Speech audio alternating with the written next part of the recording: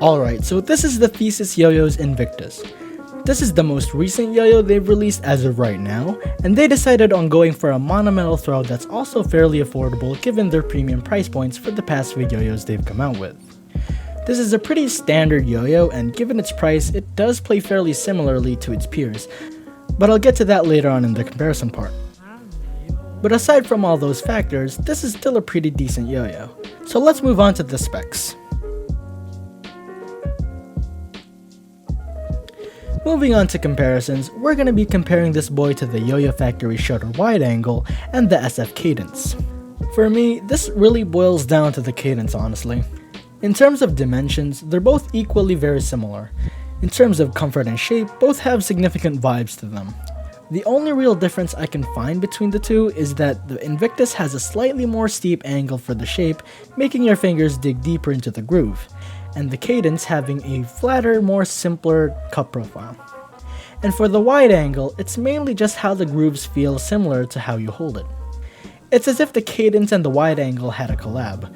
Like literally, if you were to merge the two of these and change the colorway into blue, it's pretty much that. Anyways, moving on from all of this, how does this throw stack up? So I've had this yo-yo for about a few weeks, and I've been really grinding this thing to see every small detail I can scan through it, and here's what I've come up so far.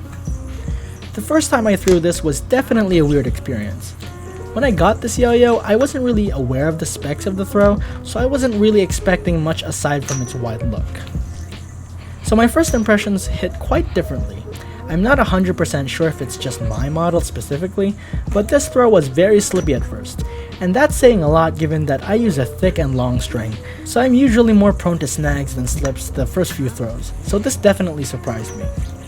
After a few weeks, I started seeing a bit more to this yo-yo, mainly its weight. Now the weight isn't too extreme on this throw, standing at 66 grams, it's not too far from the usual 64 and 65 grams. But I was really surprised from the first throw up until now of how hefty this thing is. For a little bit of reference, most throws go for a more light feel because it's a lot less jarring over time. A good example for this thing's weight is the Magic Yo-Yo N12, which to some of you that do own one, know the heaviness that throw brings to the table. And this is very similar to how heavy that throw feels on the string after a while. Now don't get me wrong.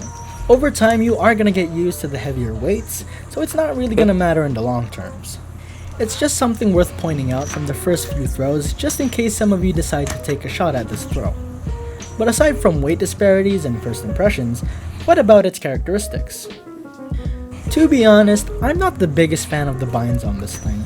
Like 30% of the time, it binds awkwardly, and that's with new or old strings. Now it isn't terrible, it works, and as long as it does, for the most part, it's getting a 6 out of 10 from me. Okay, so for comfort, this one's also a bit off for me, mainly because of that steep angle.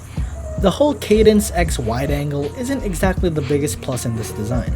This one just feels quite awkward to hold and catch, despite the shape of the rims being more rounded. It still feels quite sharp to hold for some reason. But just keep in mind, it's not terrible.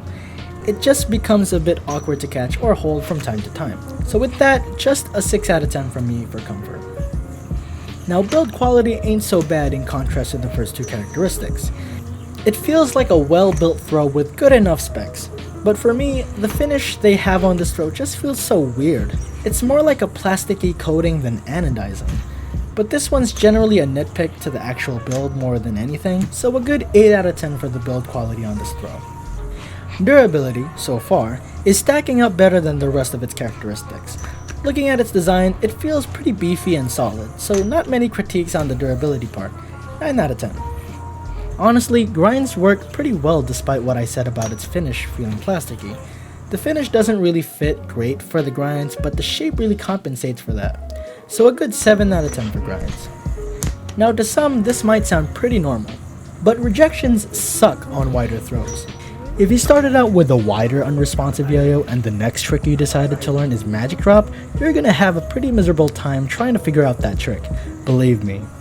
So given that this yo-yo not only has a wider shape, but also has a steeper angle, some rejections are pretty difficult to execute, especially in tighter mounts or string configurations. So an okay 6 out of 10 for rejections. Now for smoothness on the string, it's pretty good. So yeah, 8 out of 10. Now this is where the Yoyo stands out a bit better. If you're really into more riskier tricks but still want to be able to execute those tighter tech combos, the Invictus carries that task pretty well. So nothing else much to say about that. Just that it's a really nice balance. So an astounding 10 out of 10 for catchability. For power, it's pretty good.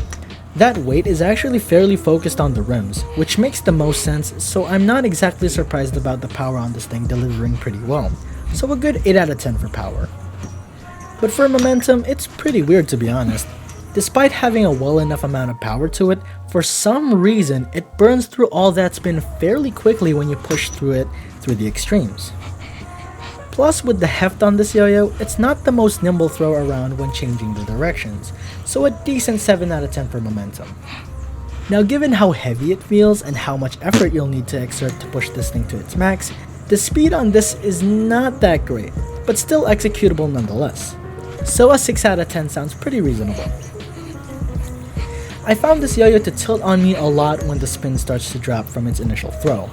Like I said previously, you'll need a bit more effort to push this thing to its extremes, so being slightly more graceful in moving this thing around is also needed to refrain further tilt, so it's pretty normal, so an okay 6 out of 10 for me. For horizontal, it's pretty good. Despite what I said in the stability aspect, it maintains its axis very well when doing horizontal, so a good 8 out of 10 for horizontal. Overall, I'd say this yo-yo is pretty normal, and stands as a good standard for more modern throws in this generation. It delivers where it matters, and despite it lacking a bit in some departments, as long as it can still execute most of the tricks you want to do on it, it works. Now, is it worth the price? Well, standing at $45 US, it really isn't that standard, so definitely worth the price in my opinion. Would I recommend this yo-yo? Yeah, sure, why not? If you're looking for a good enough competition throw, especially if you're gonna get like 3 of these for comp, it definitely fits the package very well. Aside from competition, if you're looking for an alternative to the cadence, this actually matches it fairly well once used correctly. Especially given how few cadences are, this is really a pretty tight package, so I definitely recommend it. If you enjoyed this video, feel free to hit that like button, and if you found this type of content to be of your interest, be sure to click that subscribe button and on that notification bell to be updated on any future uploads. And be sure to stay updated on my channel because I'll be doing a giveaway of a very special yo-yo. So if you want to qualify, make sure to stay updated on any announcements very soon. And with that being said, thank you guys for watching and see you on the next one.